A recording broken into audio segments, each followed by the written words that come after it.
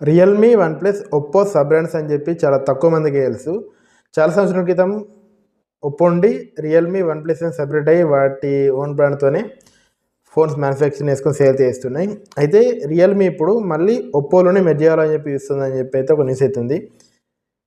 ఎందుకంటే రియల్‌మీకి ఖర్చులు ఎక్కువైపోయి బ్రాండ్ కానీ మ్యానుఫ్యాక్చరింగ్ ఖర్చులు ఎక్కువైపోయి అది మళ్ళీ ఒప్పోలోనే మెర్జ్ చేయాలని చెప్పి ఇస్తుంది అయితే ఒక న్యూస్ అవుతుంది.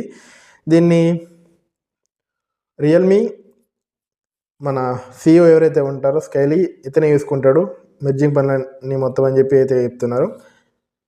అయితే దీనికి ఇంకా టైం పట్టేటట్లయితే తెలుస్తుంది. దీనికి గల కారణాలు ఏంటంటే రియల్‌మీకి ఖర్చులు ఎక్కువైపోతున్నాయి. మళ్ళీ ఒప్పోలోనే మెర్జ్ అయిపోతే ఖర్చులు తగ్గుతాయనే ఉద్దేశంతోని ఒప్పోలోకి అయితే మెర్జ్ అయితే అవుతుంది.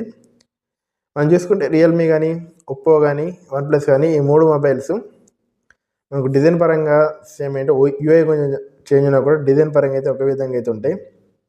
చాలామంది అయితే కొంచెం కన్ఫ్యూజ్ కూడా అవుతారు. ఏది ఒప్పో మొబైల్, ఏది వన్‌ప్లస్ అని చెప్పి కొంచెం కన్ఫ్యూజ్ అయితే అవుతారు.